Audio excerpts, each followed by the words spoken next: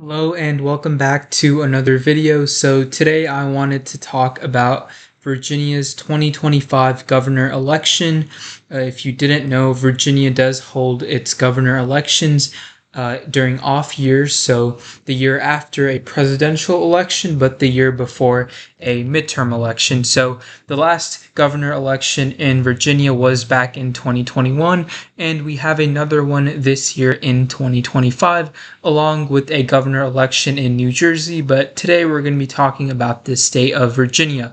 So back in 2021, what we can see is that the Republicans, they won the governorship of Virginia. Republican businessman Glenn Youngkin defeated former Democratic Governor Terry McAuliffe in what some consider to be an upset election.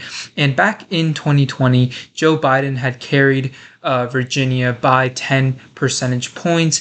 But by the time we got to the November 2021 governor election, Biden had started to become unpopular, and Glenn Youngkin had he flipped the state of Virginia on the gubernatorial level.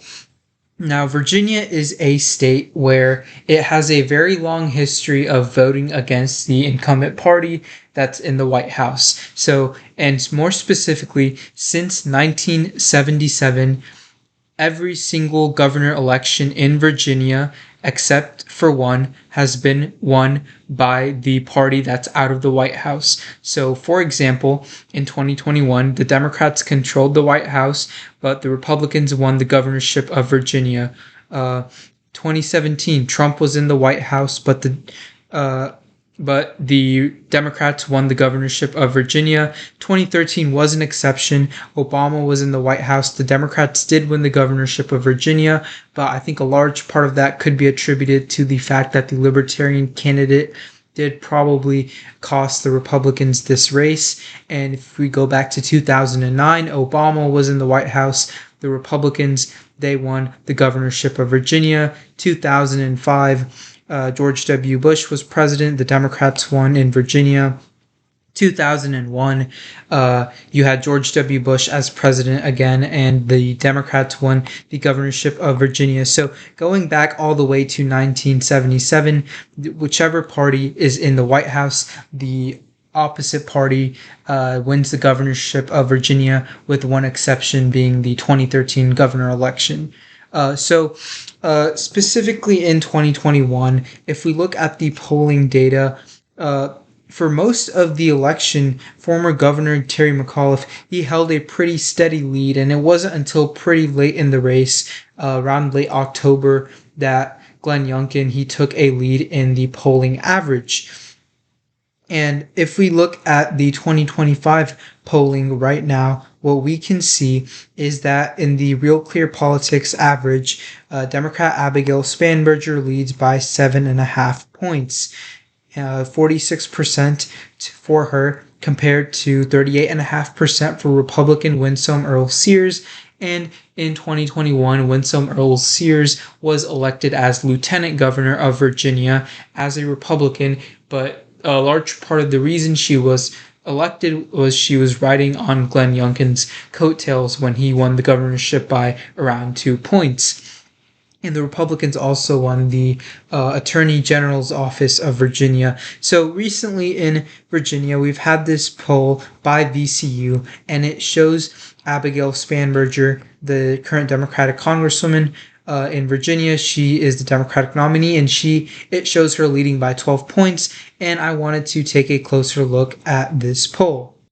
So this poll shows Spanberger leading 49% to 37%, and looking a little bit deeper at what else this poll shows, Glenn Youngkin, he has a 49% approval rating in Virginia as a Republican, and his disapproval rating is 39%. So he's up by 10 points. But keep in mind something, the Democrats do control this Virginia state legislature, so Youngkin has not been able to implement a lot of the legislative policies that he's advocated for, and that has helped his popularity. But Trump, however, is pretty unpopular in Virginia. He holds a 40% approval rating, but a 55% disapproval rating. So Trump is negative 15 points right now in the state of Virginia. And this is a state that Joe Biden won by 10 points in 2020 and Kamala Harris won by 6 points in 2024. However, Trump is very unpopular here. And another thing to keep in mind is the DOGE cuts. The Department of Government Efficiency, which was previously ran by Elon Musk, they made a lot of cuts to federal government spending, and that included a lot of federal jobs. Now, consider the fact that Virginia is very close to Washington, D.C., so a lot of federal workers, they live in Virginia, and they were laid off. And as a result, a lot of them are pretty unhappy with the Trump administration, and they intend to vote for Democrats. And they were asked in this poll, what is your top issue? And 7% of voters said federal workforce reductions. And I would imagine that the vast majority of those 7% would be voting for the Democrats. So Virginia is a state where I do think there will be an outsized backlash against Donald Trump due to these DOGE cuts. And again, if we take a look back in 2021, this is a state back in 2020 that Joe Biden won by 10 points, and then it swung 12 points to the Republicans. If we were to see a similar swing in 2025, this is a state that Kamala Harris won by 6 points. And if we saw a 12-point swing towards the Democrats from what we saw back in 2024, that would imply that the Democrats would win Virginia by 18 points. Now, do I think that they're going to win Virginia by 18 points? Probably not, but I do imagine that Abigail Spanberger is going to win this race by more than Kamala Harris won. And I do think that she is probably going to win by double digits, which would mean that she would do better than Joe Biden did back in 2020. And if we look back in 2021 at the polling in this race, what we will see is something pretty interesting. And that is the fact that for the vast majority of this race, Democrat Terry McAuliffe, he led the Republicans, particularly Glenn Youngkin, in polling, and Glenn Youngkin didn't even have his first polling lead until September, and then McAuliffe still consistently led against Youngkin, and Youngkin finally, had a consistent polling lead starting in late October. So the race definitely significantly changed in the last month. And we could see something similar in Virginia, where there might be a swing towards Republicans in the final month or so, or the race could shift a lot towards the Democrats in the final month or so. And currently, looking at the general election, all of the different political sites, they have this race flipping to the Democrats. Lean Democratic by the Cook Political Report, Inside Elections, Tilt Democratic, Sabado's Crystal Ball, Lean Democratic, Race to the White House, Likely Democratic. And something else to note is that in terms of the Republican candidate, Winsome Earle-Sears, a huge part of the reason that she won the lieutenant governor race in 2021, as I mentioned earlier, is because she was on the ballot with Glenn Youngkin. And honestly, if Glenn Youngkin was not on the ballot on the governor's race, I don't think Winsome Earle-Sears would have been elected lieutenant governor. I don't think she's a particularly strong candidate. And the Republicans, their ticket between the governor, lieutenant governor, and attorney general seems to be somewhat fractured. I don't think Earle-Sears is a particularly strong candidate, but Abigail Spanberger does seem to be a stronger candidate on the Democratic side.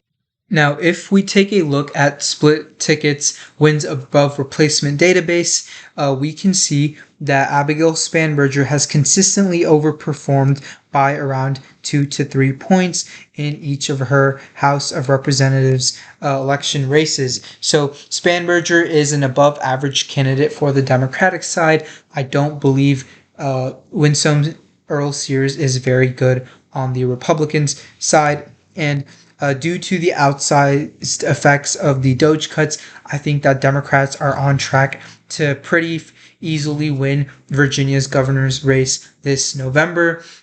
I do think that as of right now, this race is likely Democratic.